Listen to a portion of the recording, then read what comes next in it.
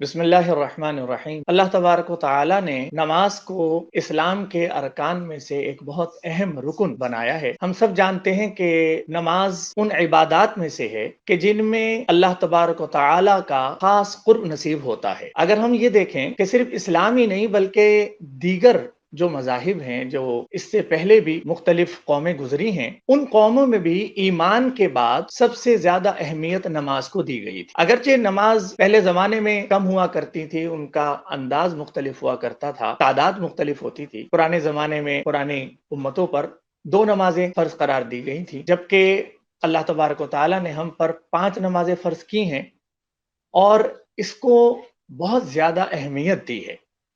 اور وجہ یہ ہے کہ اللہ تعالیٰ کی یہ ان عبادتوں میں سے ہے کہ جن سے انسان کو اللہ کا خاص قرب نصیب ہوتا ہے۔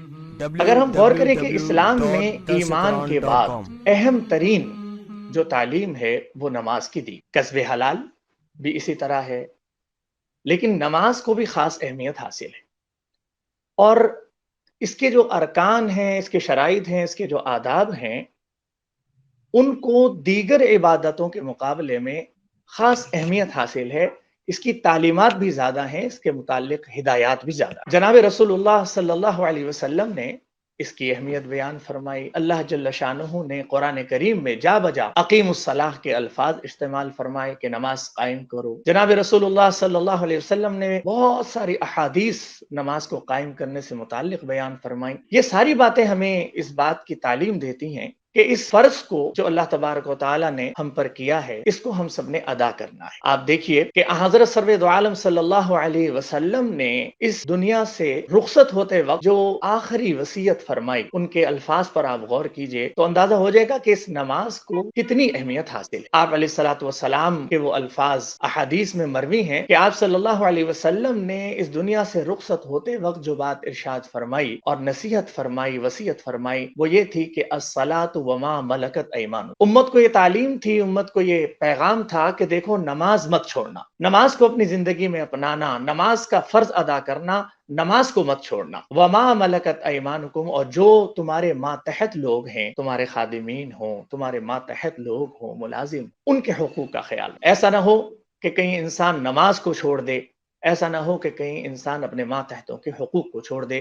اس لیے رسول اللہ صلی اللہ علیہ وسلم نے اس دنیا سے پردہ فرما جانے سے پہلے جو آخری وصیت فرمائی وہ یہی الفاظ تھی، الصلاۃ وما ملکت ایمان۔ آپ جانتے ہیں کہ اللہ تعالیٰ نے اس عبادت کے ذریعے، اس نماز کی عبادت کے ذریعے، نہ صرف یہ کہ بندے کو قرب سے نوازنا ہوتا ہے، بلکہ نماز پڑھنے کے ذریعے سے اس کے بے شمار گناہ بھی معاف۔ ادھر انسان اللہ اکبر کہہ کے نماز میں داخل ہوتا ہے اور اللہ تبارک و تعالیٰ کی طرف سے رحمتوں کا نزول شروع ہو جاتا ہے۔ چنانچہ آپ جانتے ہیں کہ احادیث میں حضرت سرور دو عالم صلی اللہ علیہ وسلم نے جو نماز کی فضیلتیں بیان فرمائی، اس میں ایک جگہ یہ بھی ارشاد فرمایا کہ جس طرح ایک درخت سے پتے جھڑ جاتے ہیں سردی کے موسم میں، بالکل اسی طرح جب انسان نماز پڑھتا ہے تو اس کے گناہ بھی جھڑ جاتے ہیں۔ اسی طرح جناب رسول اللہ صلی اللہ علیہ وسلم نے نماز سے متعلق یہ بات بھی ارشاد فرمائی کہ جو کوئی آدمی اچھی طرح وضو کرتا ہے، پھر نماز کو خشوع اور خضوع کے ساتھ ادا کرتا ہے، تو اللہ تبارک و تعالی اس کے گناہوں کو معاف فرما دیتے ہیں۔ اور صرف یہ نہیں بلکہ ایک حدیث میں یہاں تک آیا ہے کہ اللہ تبارک و تعالی اس کا بدلہ جنت کی صورت میں عطا فرماتا۔ تو درجنوں احادیث ہیں، بے شمار احادیث ہیں جن میں حضرت صلی اللہ علیہ وسلم نے نماز کی تاکید فرمائی ہے۔ اس میں ایک غور طلب بات یہ ہے کہ اگر آپ قرآن کریم میں نماز سے متعلق احکامات پر غور کریں، آیات میں جو الفاظ آئے ہیں اس میں اقیم الصلاۃ کے الفاظ ہیں کہ نماز کو قائم کرو۔ نماز کو قائم کرنے کی تاکید ہے۔ ایک ہے نماز کا پڑھنا، ایک ہے نماز کا قائم کرنا۔ اصل یہ ہے کہ نماز کو قائم کیا جائے۔ اور قائم کس طرح ہوتی ہے نماز کو قائم کرنے کا طریقہ یہ ہے کہ نماز کو اس کے خشوع و خضوع، اس کے آداب کے ساتھ ادا کی۔ نماز جب خشوع و خضوع کے ساتھ، آداب کے ساتھ اور نماز کی جو حقوق ہیں ان کے ساتھ ادا کی جاتی ہے تو پھر اللہ تعالیٰ کا وہ وعدہ بھی صادق ہوتا ہے کہ ان الصلاۃ تنہی عن الفحشاء والمنکر۔ یہ جو نماز ہے یہ انسان کو بے حیائی کے کاموں سے بھی روکتی ہے اور منکرات سے بھی روکتی ہے، برے کاموں سے بھی روکتی ہے۔ آج عموماً یہ سوال کیا جاتا ہے کہ ہم نماز تو پڑھتے ہیں لیکن ہم گناہوں سے نہیں روک پاتے، ہم نماز پڑھ رہے ہوتے ہیں لیکن دیگر گناہوں میں بھی مبتلا ہو رہے ہیں، تو آخر ہماری نماز کیوں ہمیں گناہوں سے نہیں روک رہی؟ تو بات دراصل یہ ہے کہ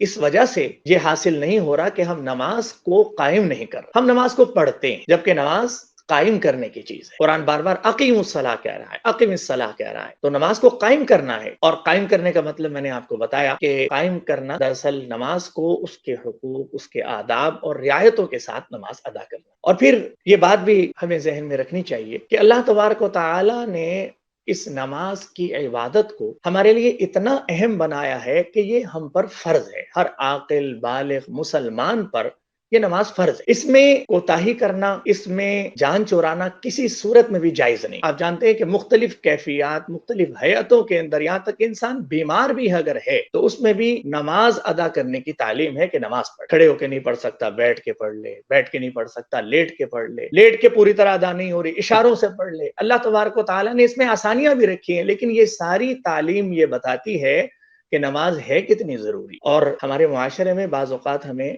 بہت سے لوگ یہ کہتے نظر آتے ہیں کہ جی ہمیں وقت ہی نہیں ملتا۔ کوئی یہ کہہ رہا ہوتا ہے کہ جی میں تو فلاں جگہ ڈیوٹی دیتا ہوں، گارڈ کہہ رہا ہے کہ میں یہاں ڈیوٹی دے رہا ہوں، کوئی ٹیچر ہے وہ کہہ رہا ہے کہ میں کسی کو تعلیم دے رہا ہوں، میں پڑھا رہا ہوں، لہٰذا میں اپنی ڈیوٹی دے رہا ہوں۔ تو لوگ مختلف بعض اوقات اپنے اعذار پیش کرتے ہیں کہ یہ بھی ڈیوٹی ہے، لہٰذا میں اپنی ڈیوٹی انجام دے دوں گا اور نماز نہیں پڑھوں گا تو کام چل جائے گا۔ حالانکہ ہم سب جانتے ہیں کہ یہ سوچ انتہائی غلط سوچ۔ انسان کی جو ڈیوٹی ہوتی ہے، انسان کا جو فرض ہوتا ہے، وہ انسان نے ادا کرنا ہے۔ اللہ نے جس کو فرض بنا دیا، اللہ تعالیٰ نے جس کو ہم پر ضروری قرار دے دیا، ہم نے وہ ادا کرنا ہے۔ ایک مالک اگر اپنے ملازم کو آواز دے اور یہ کہے کہ ذرا میری بات سنو، اور پھر وہ نہ بات سنے، مالک ایک مرتبہ کہے گا، دو مرتبہ کہے گا، تین مرتبہ کہے گا، بالآخر اس کو کان سے پکڑ کے نکال دے گا کہ تم میری بات ہی نہیں سنتے۔ غور کیجئے کہ اللہ جل شانہ ہمیں 5 وقت اذان کے ذریعے سے بلاتے ہیں۔ ہمارے خالق، ہمارے مالک، ہمارے رازق اللہ جل شانہ ہمیں 5 وقت مؤذن کے اذان کے ذریعے سے بلایا جاتا ہے کہ آؤ نماز کی طرف آؤ، آؤ کامیابی کی طرف آؤ۔ اور پھر کوئی آدمی اگر ایک کان سے سنے اور دوسرے کان سے اسے نکال دے تو یہ سوائے محرومی اور بد نصیبی کے اور کچھ نہیں۔ اس لیے نماز دین اسلام میں ایک اہم رکن ہے، ہر عاقل بالغ کو یہ ادا کرنا ہے۔ اس کے مختلف آداب ہیں، اس کے مختلف اہتمام کے ساتھ اس کو ادا کرنا ہے، اس کو قائم کرنا ہے، جبکہ ہم لوگ اس میں عموماً کوتاہی برتتے ہیں اور اس کو قائم کم کیا جاتا ہے، اس کو پڑھ لیا جاتا ہے۔ اللہ تعالیٰ ہمیں قائم کرنے والا اس نماز کو بنائے۔